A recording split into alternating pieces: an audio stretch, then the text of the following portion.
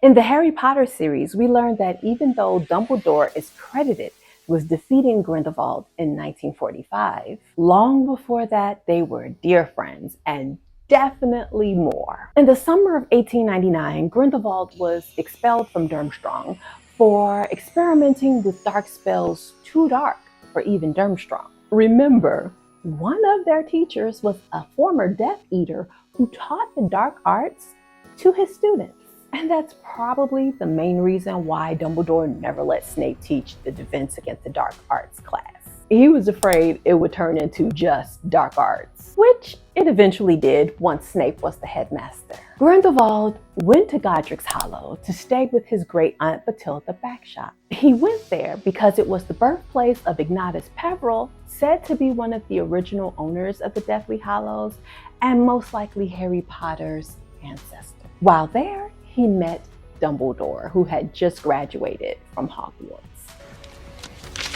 He's the thief I saw in Grigorovich's wine shop. They became fast friends. Grindelwald introduced him to the Deathly Hallows, and they began to dream about gaining the Deathly Hallows and becoming so powerful that they could overturn the International Statute of Wizarding Secrecy. They wanted wizards to become the benevolent rulers over muggles. Grindelwald wanted wizards to take their rightful place. If we do not rise up and take our rightful place in the world. But Dumbledore wanted the Statue of Secrecy gone so he wouldn't have to hide his sister, who was an Obscurial. An Obscurial is a young wizard or witch who developed a dark parasitical magical force known as an Obscurus as a result of their magic being suppressed through psychological or physical abuse. They would occasionally suffer from these uncontrolled magical bursts that acted like a bomb. He also wanted to use the Resurrection Stone to bring back his mother so that he wouldn't be responsible for his younger brother and sister. He had to give up his ambitions in order to return home to take care of them when their mother was killed in one of Ariana's Obscurial bursts. And his father was already in Azkaban because he got revenge against the Muggle boys who had tormented Ariana until she became an Obscurial.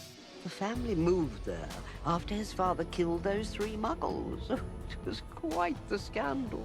It was Dumbledore who created the phrase, "for the greater good," that Grindelwald would later use at the height of his power. They spent all of their time together, coming up with plans, trying to figure out who had the Deathly Hallows. So much so that Dumbledore ended up neglecting his brother and sister. Towards the end of summer, as Aberforth was preparing to go back to Hogwarts, Grindelwald and Dumbledore planned to run away together to look for the Deathly Hallows.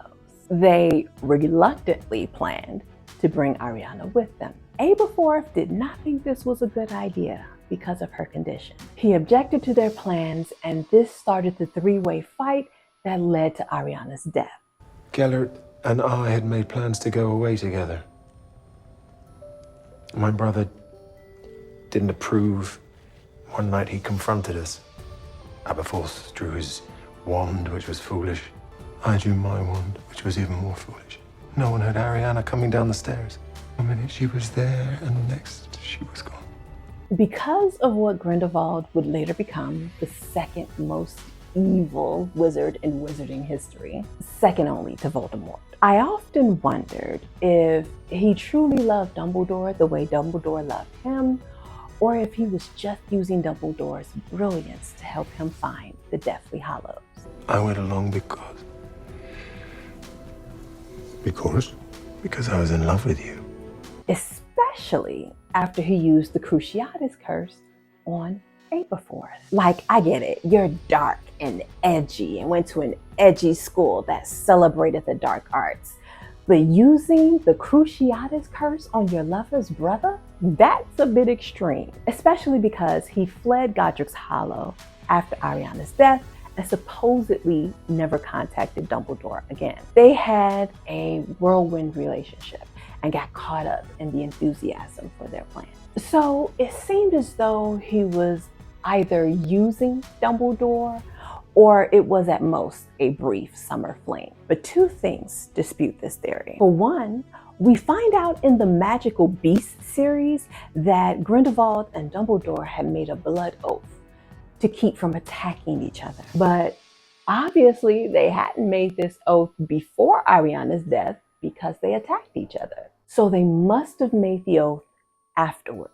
Because why would they make that oath when their relationship was so good they were about to run away with each other? It only makes sense for them to make this oath to keep this from happening again. Grindelwald must have cared enough to make the oath. Otherwise, he would have just let it be. Now, some may say that he made the oath because he was so scared of Dumbledore and his power that he needed to ensure himself that Dumbledore couldn't take him down. But then there is the second thing that disputes the Grindelwald never loved Dumbledore theory. When Voldemort came to Grindelwald's cell and demanded that he tell him who had the Elder Wand, Grindelwald refused to tell him. He knew Dumbledore had it and that it was most likely buried with him, but he died rather than tell Voldemort that.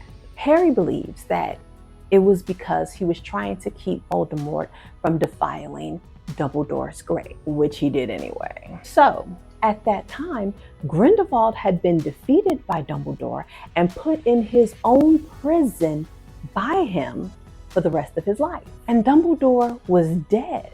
There was no need to protect him. But even after the duel, even after all those years, he still cared enough about Dumbledore that he wanted his grave left intact. Recently, I was at the cemetery where my parents were buried, and we had to search for my mother's grave because all of the gravestones in her area were completely overgrown and were very hard to read. We vowed to come back and clean off our family's graves like our mothers used to do when we were children, because that's what you do when you love someone. Even after they're gone, you take care of their final resting place. And that is what Grindelwald tried to do for Dumbledore. So, despite becoming the second most evil wizard in the wizarding world, Grindelwald continued to love Dumbledore until the day he died. What did you think of Grindelwald and Dumbledore's relationship? Did you wish we would have gotten a chance to actually see the epic fight between them? Let me know in the comments below. Also, let me know if there's something you would like to see me talk about. Don't forget to like, share, subscribe, and hit the notification bell to know the next time I upload or go live.